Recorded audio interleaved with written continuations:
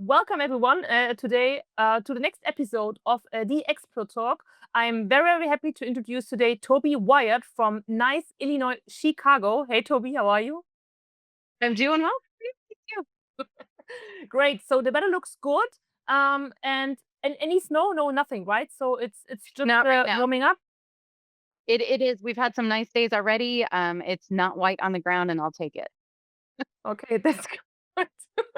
Okay, so let me just introduce you in a nutshell, and then I would like to start a very nice conversation with you. So, and please correct me if I'm wrong afterwards. So, Toby Wyatt, you have over 15 years of experience in corporate strategy and startup operations. As a former corporate chief of staff at Fortune 100 companies and head of operations at bootstrap startups, you are really specialized in streamlining processes and optimizing team performance, as well as coaching CEOs to scale effectively.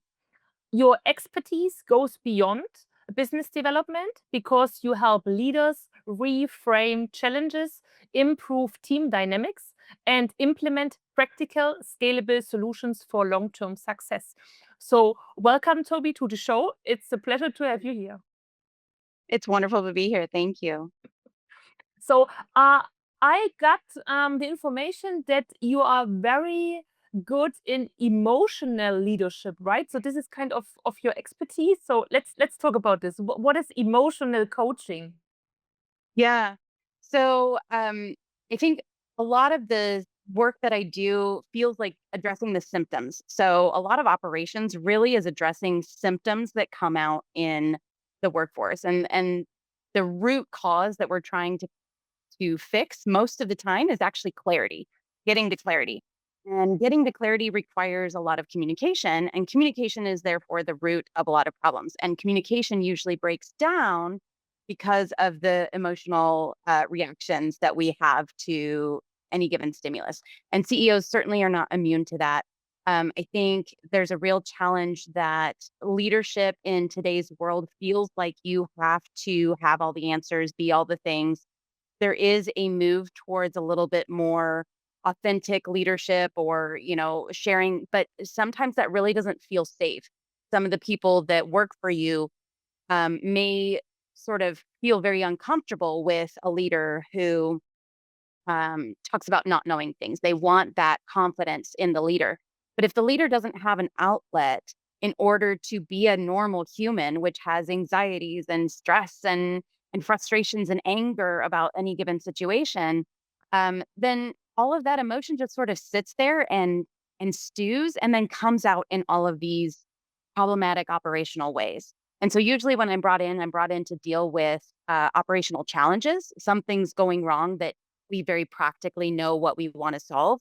But if I drive down to the root cause, a lot of times it's that the interpersonal dynamics are not going well. There's no trust at the organization where the CEO really needs a partner to be able to process all these emotions to be then a very healthy and productive leader.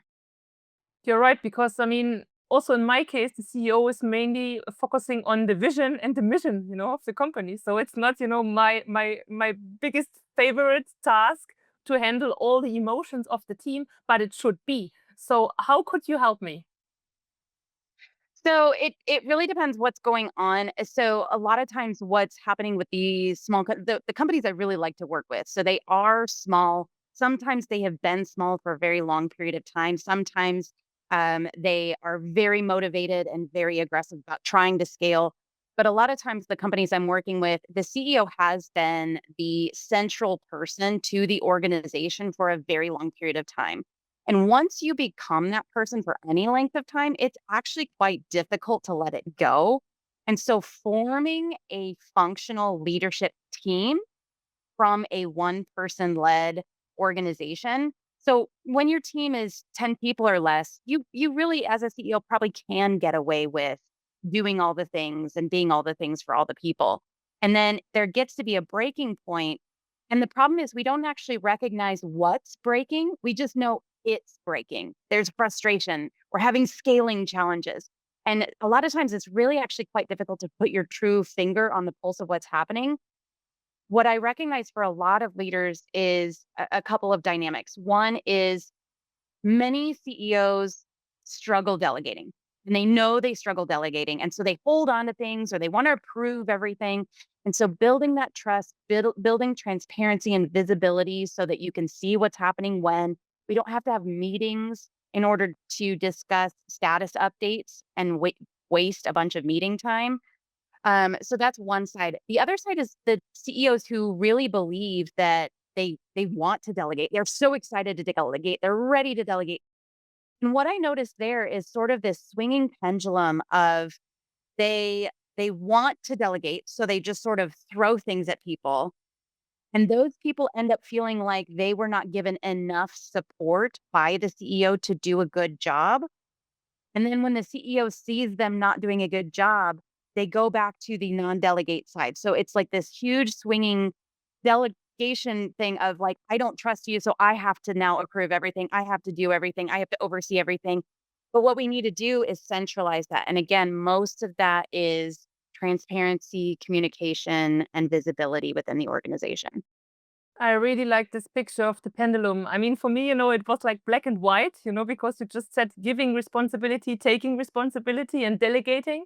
What I also realized, but independent of startups, when I consult for companies, I investigated that sometimes it's not only about trust, but you also mentioned it's the communication. So how Oh, yeah. can I coach, to communicate in a certain way that you build trust and then also you delegate? So how Yeah. about the communication issue? So a lot of the communication issues that I run across end up being context problems. What I mean by that is whenever we talk, our brains are formulating what we're going to say based on the fact that I have a certain set of information in my brain. And we too often presume that the person who is accepting the communication, the person we're talking to or communicating to, has that same context. So often that is just not the case.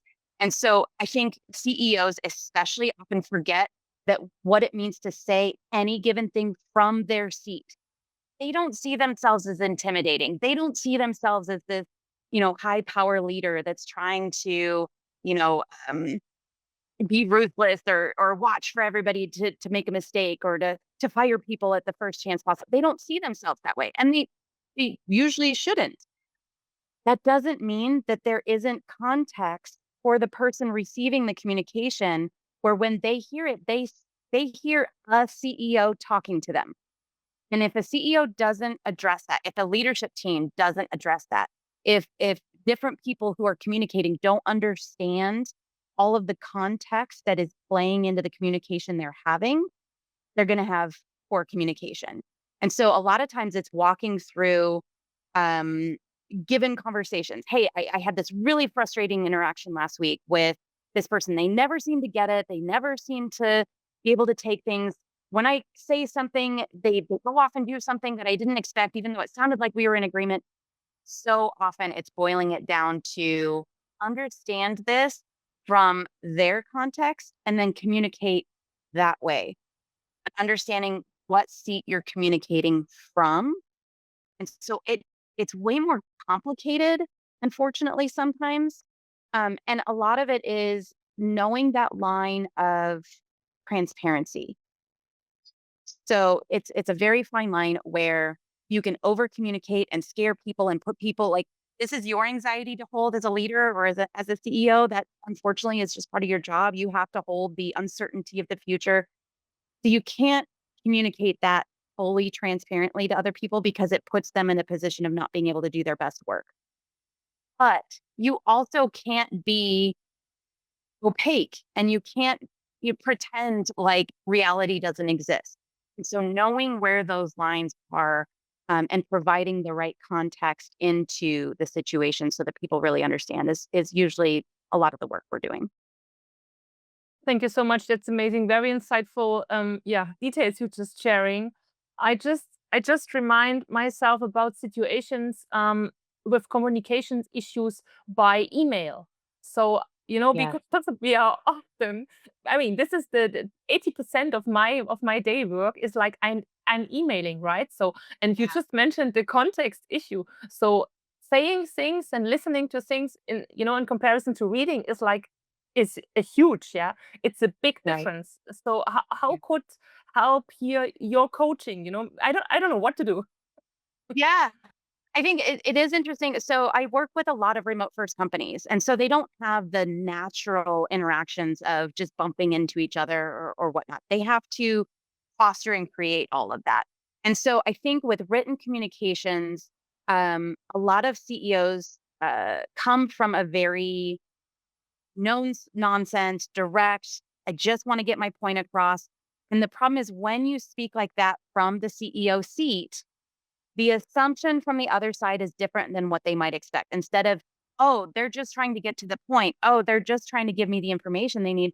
Oh my gosh, I've done something wrong because they seem so cold. They seem so, like what's going on. And so both sides need to understand that a little bit. That's, both sides understanding like you don't have to be afraid of direct communication. I'm just trying to get my point across. And so having a communication strategy is step number one. And I don't think most companies have an internal communication strategies. What avenue are we going to use for what type of communication and what do we expect out of it? An email is for this purpose. A direct message from Slack or chat or whatever tool you have is for this purpose. Um, we're going to use comments on documents for this purpose. And so once you get that clarified, again, once both sides are aware of what to expect, a lot of the tensions and problems decrease. So getting sort of calling out the elephant in the room. The other thing I would say is if you continue to notice like something's just not going right with my communication here, like it's just constantly falling short, have a video call. There is so much more we can gain in a remote setting. You don't have to get into an office together by just being able to see each other's face and being able to see, are you cued in? Are you engaged? Do you seem excited? Do you seem bored? There's so much we can tell and we can still get it, but we have to hop on a quick huddle, right? Hey, can you hop on a quick video call with me? Schedule meetings. We shouldn't over schedule meetings, but we also shouldn't underutilize meetings. I really, really like again, I still have it in my mind, the pendulum, you said about communication, you have to find the balance. It's again the same picture. So thank you so much, Toby. Um, what else did you discover about symptoms related to, communication which should be improved, or any other kinds CEOs should improve while working with their teams, or also for team leaders? So which symptoms, Mm. I should, like red flags, like in a relationship? Yeah. I think a lot of the red flags end up being when the CEO feels like I can't trust my team, or I can't let something go, or I'm the only one who dot dot dot whatever. If you are the only one who, the next part of that sentence isn't set the vision and mission of the organization. There's probably something going on that needs to be addressed. There's also when you start to see performance issues with people that you reasonably should expect good performance from. A lot of times, performance issues are a misalignment of expectations. And so, one of the challenges is we usually don't do the work prior to forming a role or hiring for a role. We don't do the necessary work of figuring out what the metrics for the role are to understand what is the definition of success. And so if I hire someone, they're going to have their own definition of success. And if it doesn't align with mine, that's a performance issue. Even if both sides think they're doing great work or they could be doing great work or, they're just misaligned there. So trust, being able to delegate, being able to spot issues. I think one of the big things that I found in corporate America that was just sort of shocking to me is um, that I would go to an executive level meeting where there was, the top level of of a Fortune 100 company making decisions about the vision and direction and what we want to accomplish. And there would seem in that meeting to be consensus and agreement. And then when I watched what the teams, one, two, three levels below those leaders, what they were doing, all of a sudden they were doing work that really didn't need to be done. They were diverging from the direction. They were doing something that made sense for them, but didn't really support another initiative. And it's it's the telephone game. So it's one of the reasons I love working with smaller companies is you don't really have to deal with the telephone game. You don't have teams of people trying to do various things, but there really is high risk as soon as you get to a couple layers deep. And so CEOs who have any sort of middle management layer, that could be really valuable. And you've got to be really careful when you have agreement and then you notice that the work doesn't align with the agreement. There's something going on with the communication of the organization that needs to be improved. And you need to create more direct lines of communication to make sure that that gets solved. So incredible to listen to all your insights, Toby. Thank you so much. I really appreciate. Since the time is flying, I would like to ask you for a favor, like my last question for this episode. So, could you maybe give some kind of motivation, something which is driving you, like, I don't know, like a quote for the listeners and for the viewers? Interesting. Mm. Maybe I it's don't about know that I have a good quote, but I do have a motivating sort of element. I think there's two that I could easily pick between, and I think just for the sake of this video, I'll go with one of them. So many CEOs find themselves in that role because of certain qualities about themselves, which they shouldn't change. They're beautiful. They're amazing. That's why we have companies that change the world, right? We don't need to change those CEOs in order to fix the problem. The problem is a lot of those CEOs are different because they are visionary leaders, right? And visionaries and execution driven people have a pretty wide divide between understanding how the world works and what needs to happen. And so you have to recognize it. Some CEOs are able to be that creative and that, um, you know, uh, unique in their mindset in order to create a unique solution and therefore have a company for it because they're neurodivergent. There's something that literally works different about their brains. And again, we don't need to change that. That's what got them to hopefully a groundbreaking idea that's going to change the world. Don't try to change it. But if we don't acknowledge it and recognize it, and use communication to overcome that divide that naturally gets created with a CEO and the rest of their organization, then um, so many really great ideas end up collapsing under the weight of trying to create a company to solve them. Thank you so much, Toby. This was very inspirational for me. I very appreciated talking to you, and this is wrapping up our episode of today, the Expert Talk with Toby Wyatt. So, and folks, if you're interested in getting in touch with Toby, please email us to expert@salesproforyou.com. Toby, it was a pleasure. I wish you a wonderful day in Chicago. I just see again the cars driving behind you. It's nice. I love your background.